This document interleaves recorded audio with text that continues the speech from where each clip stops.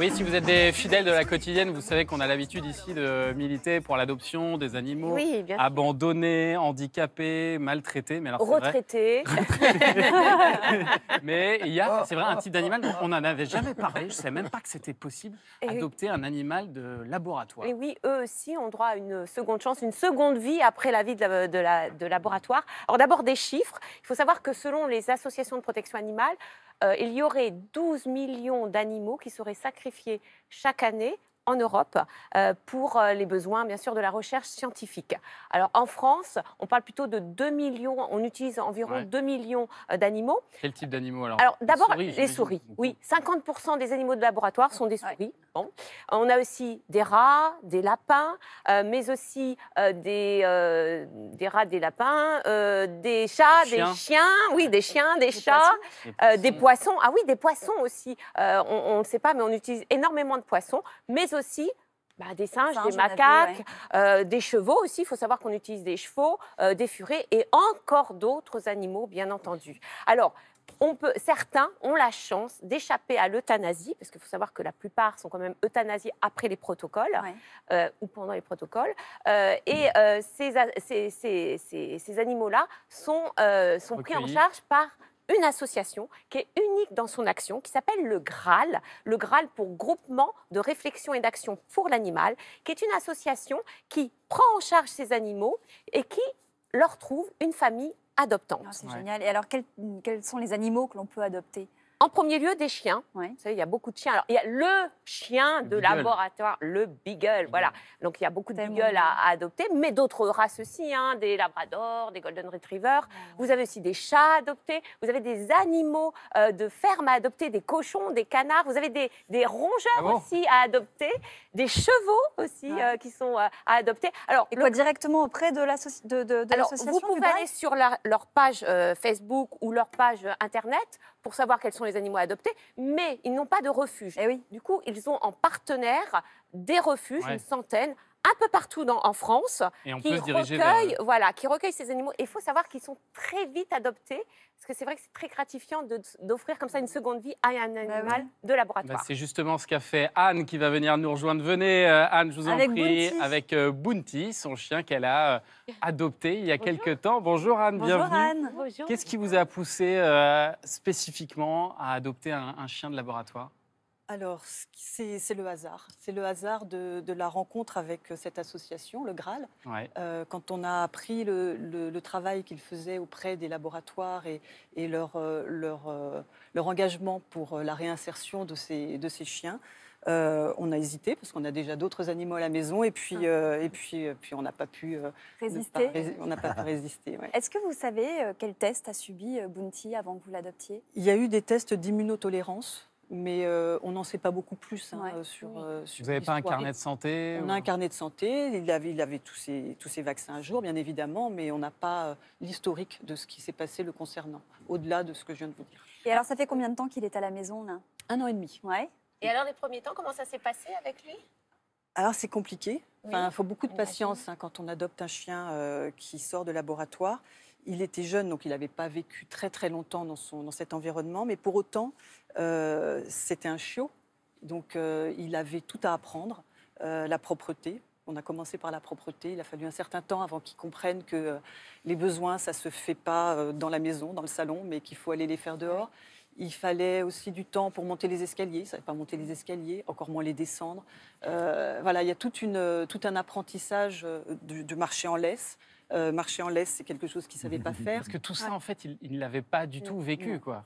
Et Vous aviez c'est une ça. idée de son quotidien, de comment ça se passait ou on ne Non, dit pas on du sait tout? qu'ils vivent dans des cages, dans des milieux où les conditions d'hygiène a priori, sont extrêmement Bien sûr.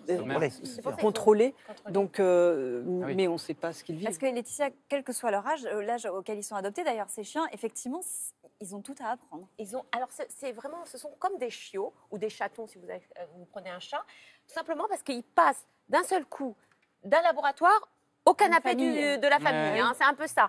Ils ne connaissent pas la rue, ils ne connaissent pas les voitures, les motos, les bus. Ils ne connaissent pas le jardin, l'herbe, le jardin, ouais. la sensation Ouais. sous les pattes de l'herbe. Ils ne connaissent pas les oiseaux, les Ouais. arbres.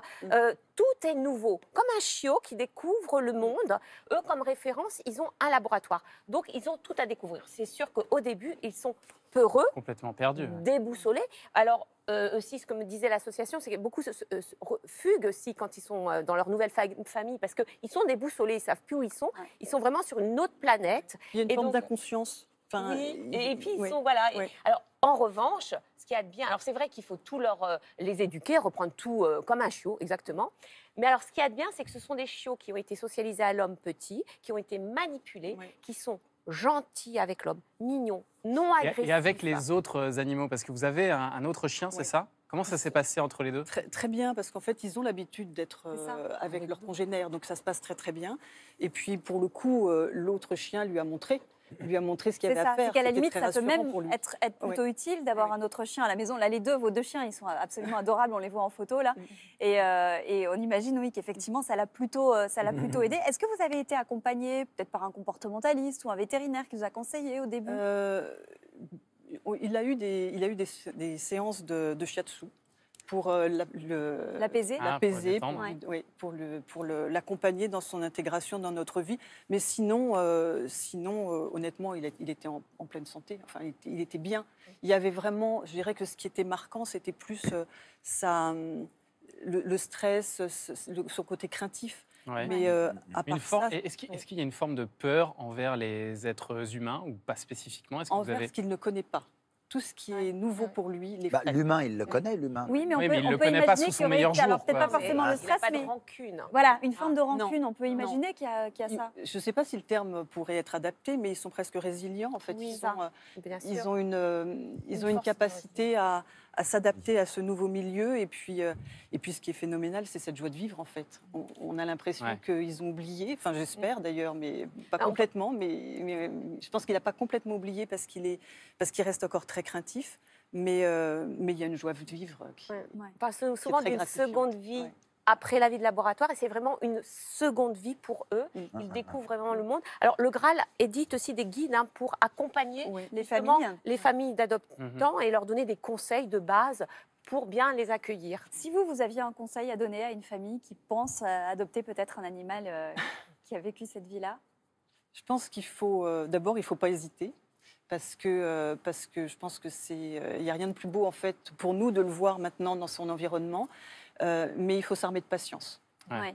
C'est vraiment beaucoup de patience, Beaucoup de patience, parce qu'ils ont tout à apprendre et que ça ne se fait pas en quelques jours, Ouais. même s'ils sont adultes. Et est-ce qu'on sait, Laetitia, si leur espérance de vie est la même que n'importe quel autre chien? On n'a pas d'études dessus, bien sûr, parce qu'il y a très peu encore d'animaux de laboratoire qui sont à réhabiliter. Il faut savoir quand même une chose, c'est que je pense que l'espérance de vie est la même que les autres, parce que les animaux qui sont proposés à l'adoption sont en bonne santé. Hmm. Ils ont été suivis, ils ont été vaccinés.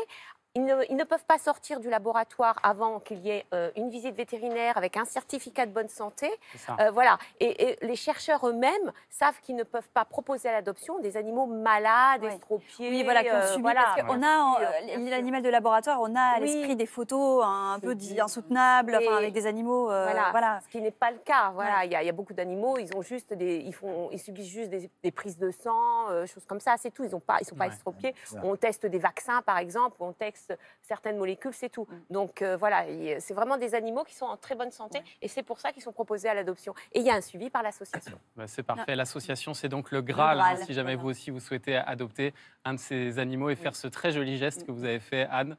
Bravo à vous et merci à Bounty Merci. d'être venu nous rendre visite. Et qui a été super sage, hein, peut-être Ah ouais. stressé, mais en tout cas, il y a... Il s'adapte. Ah bah, Vous complètement. avez vu la différence par rapport à tout à l'heure, ce qui veut dire qu'il s'adapte. Il a eu un peu Ouais. peur des moutons au début. Et Ça, tous les puis, animaux qui finalement, viennent voilà. ici ont peur des Ils moutons. sont devenus ses amis. Il s'est adapté. Très bien. Merci beaucoup. Merci.